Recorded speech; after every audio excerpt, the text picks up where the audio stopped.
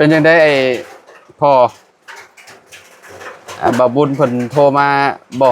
โทรมาหาอยู่บ่โดยเราโทรบอกว่าไอ้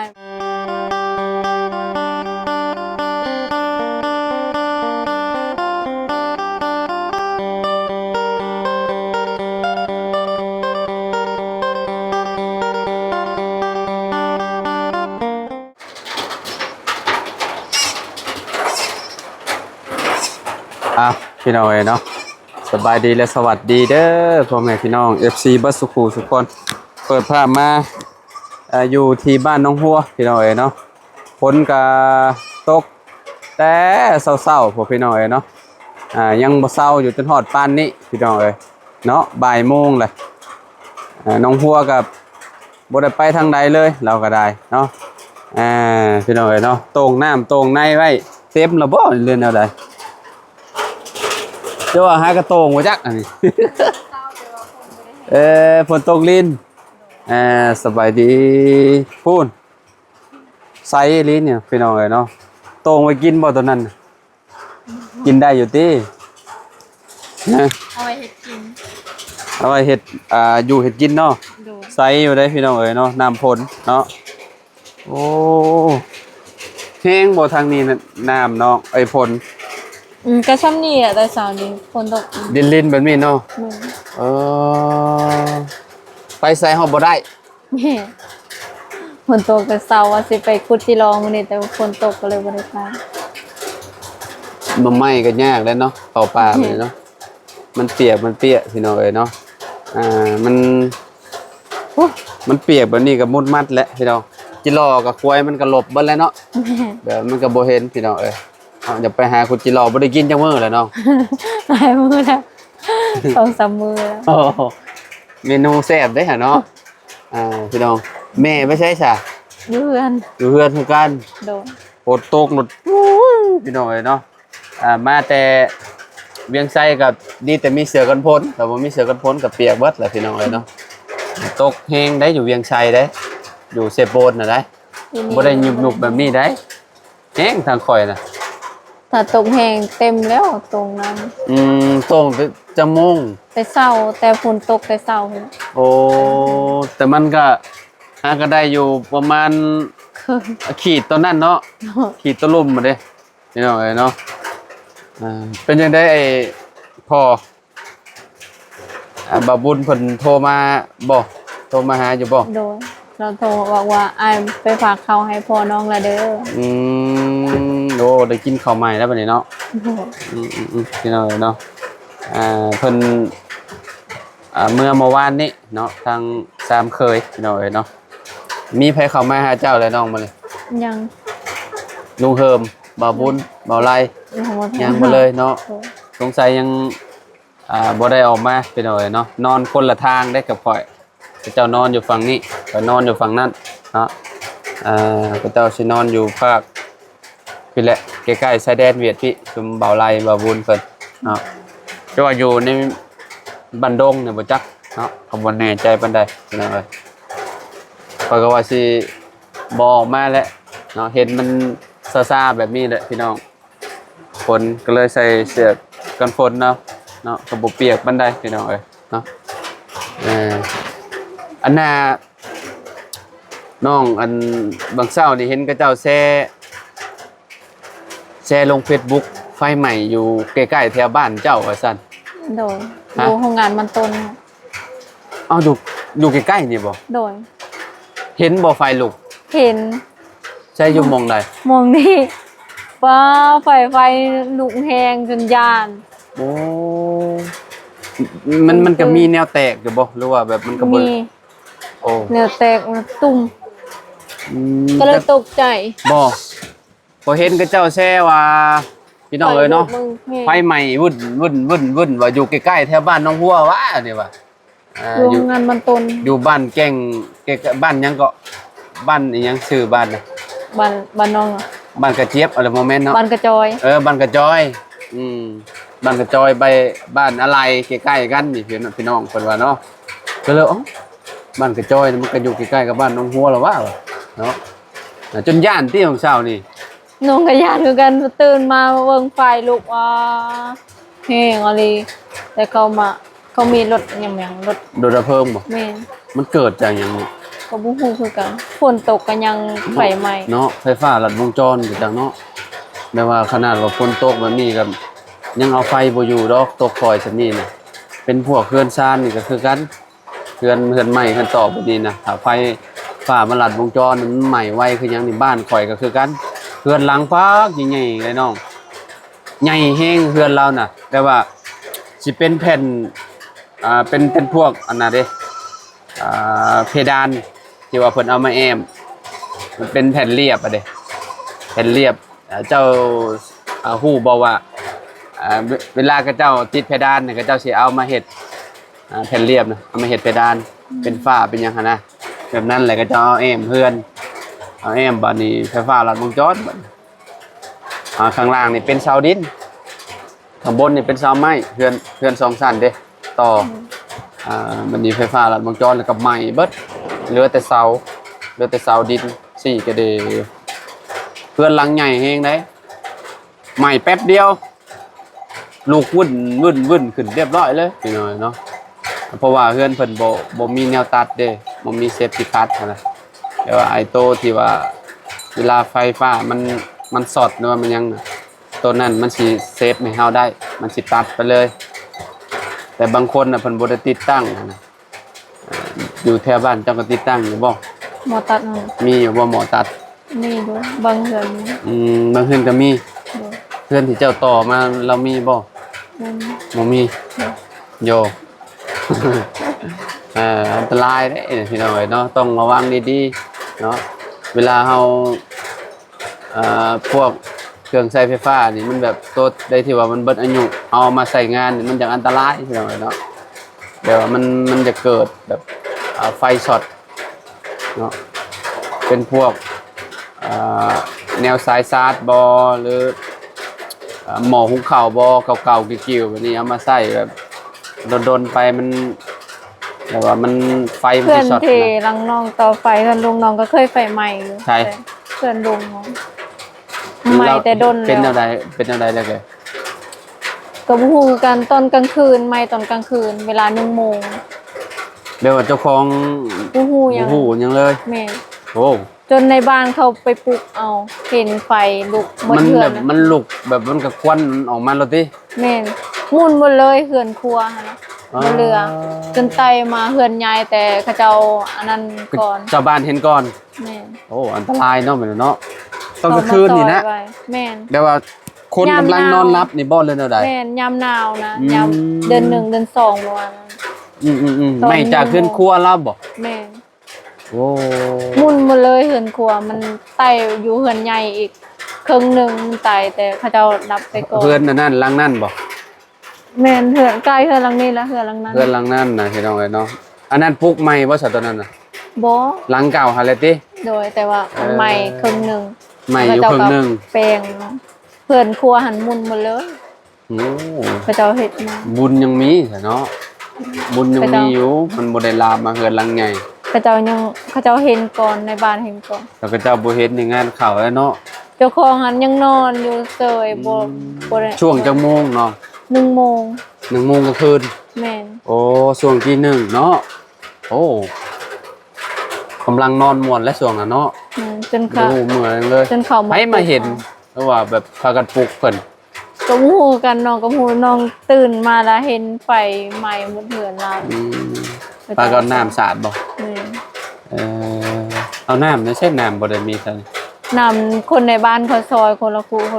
แล้วก็มีน้ำตาเอาคนละคูแล้วก็ไปสาดซะเลยติแม่นก็ไฟเวลาดังจุ๊บเจ้ากับมอดอยู่บ่มอดอันไฟอันที่จุ๊บเจ้าเฮ็ดกินให้ได้ตะกี้แต่ก่อนแถวบ้านเขาก็คือกันกับเพื่อนเจ้านั่นแหละกับบ้านเจ้านั่นแหละใส่ฟืนแบบนี้แหละฟืนโดนแบบนี้แหละพี่น้องเนาะแล้วก็เฮ็ดมีหยังบ่อนดังไฟเนาะเฮ็ดสี่เหลี่ยมแล้วก็เอาขี้ดินมาวางมาถมเมียนอยู่เทิงพี่น้องแล้วก็เอาฟืนจุใส่มีหลายเฮือนได้ที่ว่ามันเกิดไฟใหม่แบบนี่นะบางคนก็ลืมหะเด้ลืมแบบเฮาไปให้ไปช่วยยามหนาวมันลมเด้แม่น มันกระติดไว้ แม่นมันติดง่ายแล้วกับเพื่อนเอาเป็นเพื่อนไม้ซ้ำบัดนี้เนาะ นี่ โอ้มีแต่อันแนวติดไฟอย่างดีเลยเด้พี่น้อยเนาะเคยบอกเวลาไปหันไปนี่เนี่ยลืม ก็เคยอยู่แต่มันบ่ได้ตาย แต่มันบ่ได้ลามติ บ่ เออมีแต่ระวังเนาะแล้วเนาะพี่น้องเห็นแต่ละเฮือนเวลาไปหาสัมภาษณ์ก็คือแบบมีแต่แบบนี้แหละเนาะบางทีเฮือนแบบนั่นน่ะหลังแบบนั้นน่ะพี่น้องพระเจ้าสิเฮ็ดอยู่เฮ็ดกินอยู่เทิงเลยอันนั้นก็คือกันเลยเนาะน้องเนาะ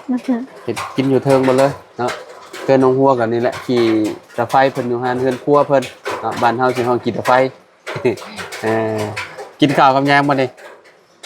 บ่มีแนวกินบ่ได้หากินฝนตกแต่เช้าว่าสิ สิไปทางไหนเนาะ นี่ มันเฮ็ดหยังก็บ่สะดวกพี่น้องเอ้ยเนาะเวลาฝนตกนะอยากแกงนั่นแกงนี่ก็ยากเนาะ นี่ ไปลงตลาดกับแบบโอ้เปียกพี่น้องเอ้ยได้ยินข่าวว่าโทรศัพท์เป็นแบบได้โทรศัพท์มันเป็นหยังเพราะว่าได้เบิ่งในคลิปเบาบุญบ่ ดู ว่าโทรศัพท์ตายรวมมันเป็นจังไดอา แบ การ บเสื่อมลินบ่ได้ แบตเสื่อม ดู โอ้โหยี่ห้อหยังก็ว่าแบตเสื่อมไว้แท้ชื่อแล้วจักปีแหละ บ่ฮอดปีแล้วว่าฮอดปี อืมแบบว่ามันเปิดบ่ขึ้นบ่เลยนะได้ โดยเปิดบ่ขึ้น แม่นบ่เป็นน้ำแบตบ่ เบรก มันเป็นน้ำสายชาร์จบ่จ๊ะ บ่สั่งมันขึ้นบัด20%มันตัดเลยแล้วเพื่อสิเปิดได้หั่นป้า3 อืม เสื่อมเบรก ก็คือเวลาแบตมันเบิดปุ๊บเจ้าก็ไปฉาก นี่ ก็ไปฉากแล้วมันขึ้น20% แล้วมันก็ตัดไปอีก นี่ มันเกี่ยวกับแบตจังบ่เนาะ เกี่ยวกับเบรก เวลาเจ้าลิ้นดนๆแล้วมันเป็นอันนั้นมันดับเองอีกบ่ แม่นถ้าเฮาปะแบบเฮาสากเฮาเบรกเฮาเต็ม100แล้วเฮาปะไว้หั่นบ่ได้เล่นแล้วมันตัดเองเลย อ๋อแบตเสื่อม นี่ แบตเสื่อมแฮงเนาะสิมีอยู่บ่ยี่ห้อของเจ้า มี ฮะ มี แต่บ่มีเฮ็ดจังได๋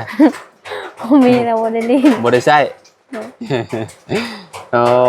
โทรศัพท์น้องหัวพี่น้อยเนาะตอนนี้ก็บ่ได้ลิ้นบ่โทรศัพท์เลยมันเป็นตั้งแต่มื้อใด โดนแล้ว อ๋อเป็นแต่โดนแล้วเอ เผื่อมันสิเปิดได้มันก็ลิ้นได้อยู่เผื่อมันสิเปิดได้เห็น2-3มื้อ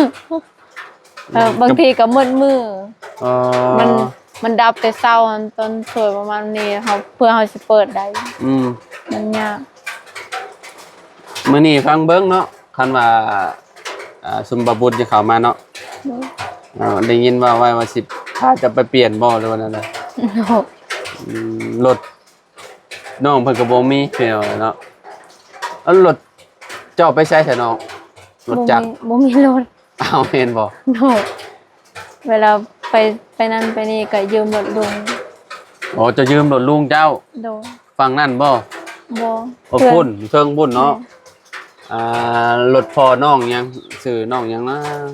ที่เอาคลิปนำเอาไลน์น่ะแล้วชื่อยังก็ พอมันหยัง บ่ไอ้สิไปกับเจ้าชื่อนั่นมื้อนั่นเด้ คือ ชื่อตะข่ายหั่นน่ะน้องบ่ยิงอันนั้นน่ะแล้วชื่อยังก็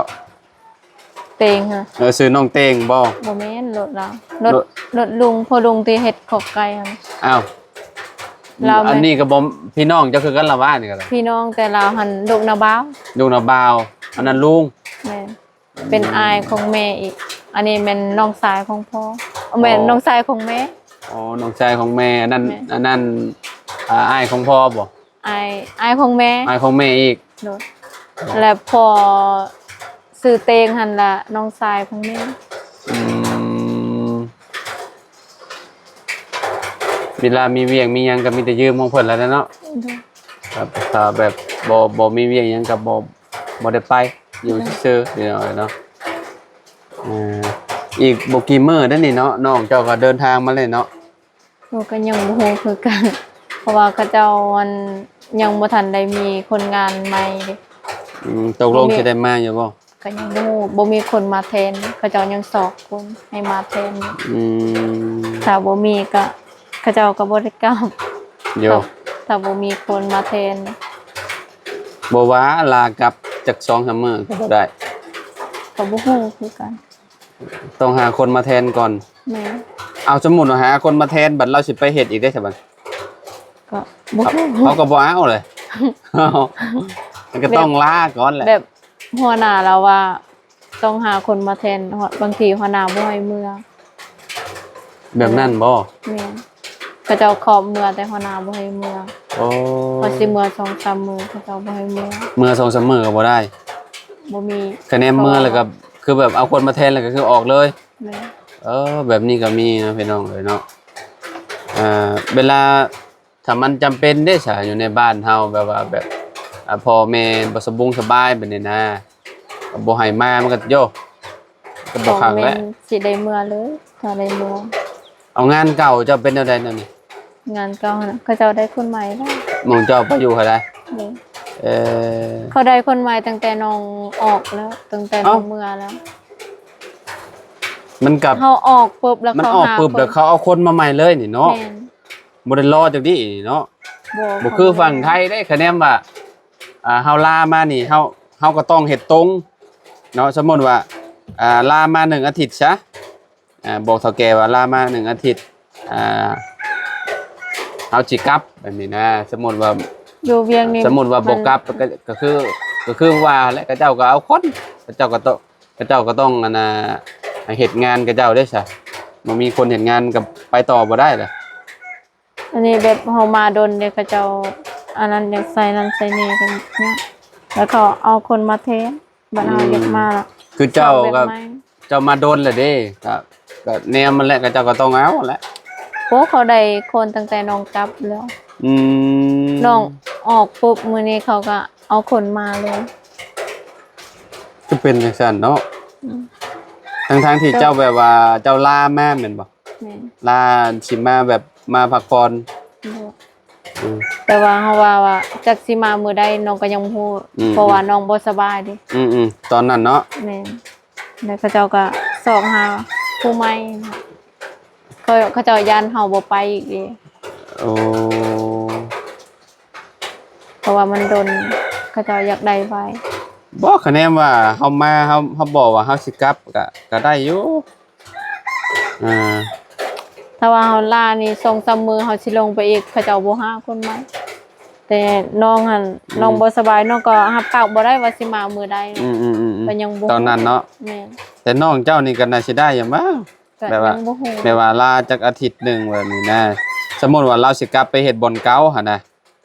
แต่หัวหน้าเราว่าเมื่อบ่ได้แล้วว่าบ่มีคนมาแทนถ้าบ่มีไผเอาน้องก็สิไปเฮ็ดเวียก อืม เด็กน้อย2คนเขาจะเอา อืม แล้วบัดหัวหน้าเราพัดอยู่ผู้เดียวบ่มีผู้ชายอยู่มี คือแบบ ผัว คือแบบบ่มีแผลเอาลูกกับเจ้าบ่ แม่ เอ่ออันนี้ก็ยังบ่แม่นบ่100%เนาะก็สิได้มาเนาะพี่น้องเอ้ยเนาะเว้าเรื่องงานเรื่องการเนาะน้องหัวเนาะ โดน จักสิได้มาหรือบ่ได้มาน้องเพิ่นก็ได้พี่น้องเอ้ยเนาะคันว่าเพิ่นบ่ให้มาก็คือน้องหัวก็สิได้ไปเยี่ยมพ่อก็มีแม่แล้วก็มีน้องชายเนาะสามคนนั่นแหละไปเนาะหัวเนาะ โดนแล้วน้องสาวก็ว่าถ้า โอ้ทางแม่ตู้สิเฮ็ดกินนี่ล่ะบ่ สินึ่งข้าวบนโต๊ะโอ้ไม่น้อยเนาะจังหน่อยก็ชุมลุงกับบ่าวบุญเพิ่นก็น่าสิเข้ามาแล้วแหละพี่น้อยเนาะ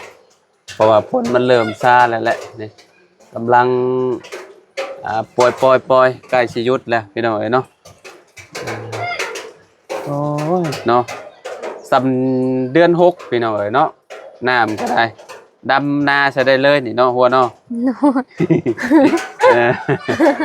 เอาลีได้ นี่มันยังบ่ได้แห้งหนทางก็โอ้ยพี่น้อยเนาะ หยัง สุดยอดเลยหนทางก็ได้ เห็นแล้วบ่ป้ายรถบาบุญว่าป้ายเพิ่นเหี่ยเมื่อวานนี่ เห็นแล้ว เห็นอยู่ใช่น่ะ อยู่น้อง เอาคือว่าได้ยินว่าลุงเพิ่มลงงุมลงหยังว่ะ แม่ป้ายรถหันตกตั้งแต่เราออกมาพี่แล้วเรากลับมาพี่อีกแม่ก็เราออกไปล่ะมีคนเข้ามาละเขาเก็บไปแล้วเขา กลับมาอีกแล้ว บอกก็คือแบบตอนขากลับนี่ป้ายตกออกแล้ว แม่น ไอ้โมเมนต์ขาไปป้ายตกออก แม่น บัดขากลับมาเนี่ยมีคนเห็นบ่ โดย พระเจ้าเก็บไว้แล้ว แม่น ผลพากันมางมอยู่นี้ แม่น ก็บ่เห็นแล้วติ บ่เห็น พระเจ้าเก็บไว้ มัน แล้ว ตกอยู่เทิงบ่เนาะบ่ได้ตกอยู่ในน้ำเนาะ ตกในน้ำ ตกในน้ำ แม่นเขาเจ้าขับรถแล้วเขาเจ้าเห็น หลายเถื่อแล้วรถไปรถบาบุญนะตอนนั้นก็ทางพอน้องแต้วบ่ได้เก็บตอนนั้นพี่น้องเอ้ยเนาะแล้วก็มาสุดนี่แหละเนาะอยู่ในเฮือนน้องหัวนี่เนาะทางหน้าเพิ่นน่ะมักหลุดออกตลอดพี่น้องเอ้ยเนาะเห็นเรียบร้อยเนาะเอาเม่นอยู่ในเฮือนเจ้าบ่ โดย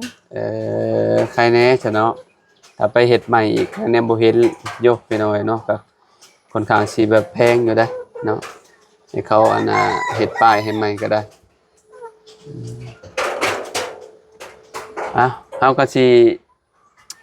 ขอโตวพี่น้องเอ้ยเนาะสิเดินทางพุ่นแหละไปบ้านสกีอีกก่อนเนาะ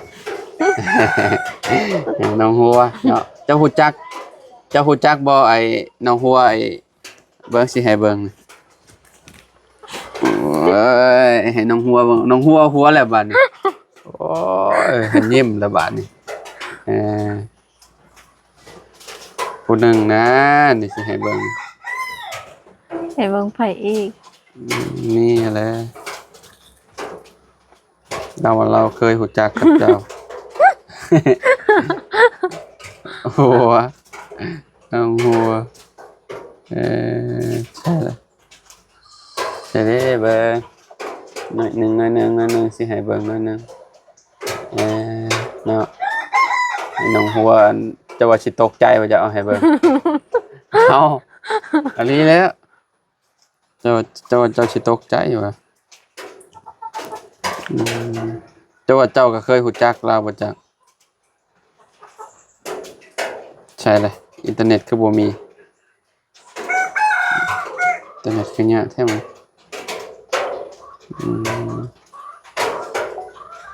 เดี๋ยวเน็ตโอ้วังเช้านี่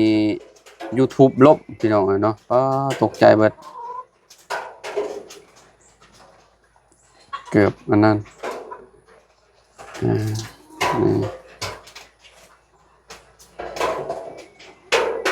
นี่เลยเนาะยังหมด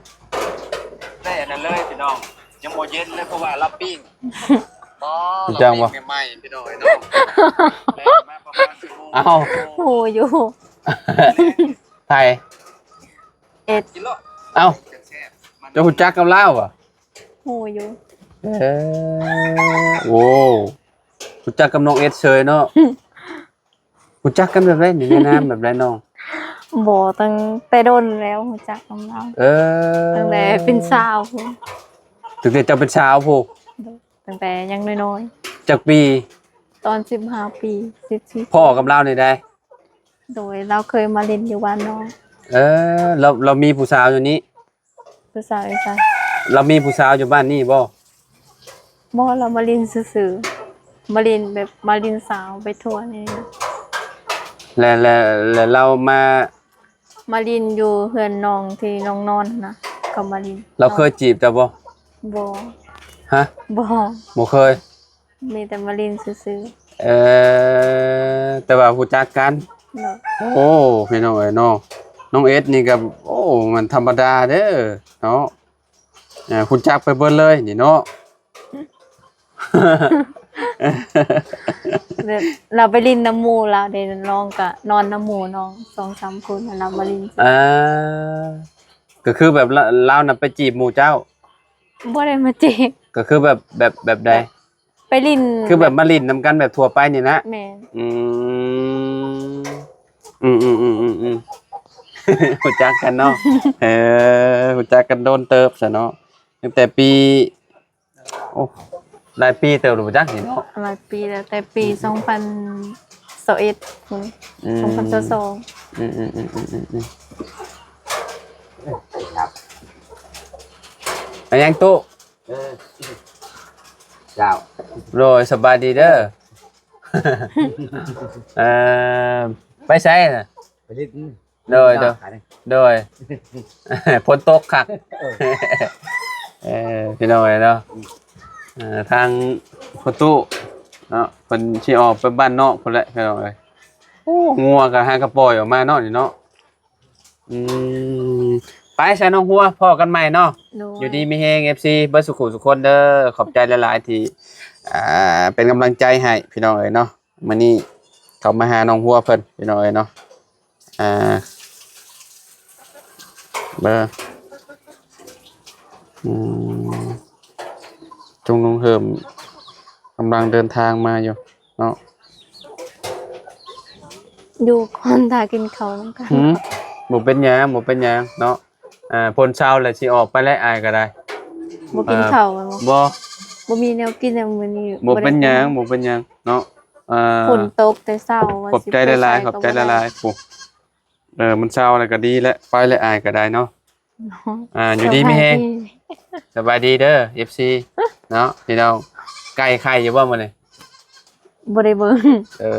คือสิไข่อยู่ดอกเขาว่าเนาะ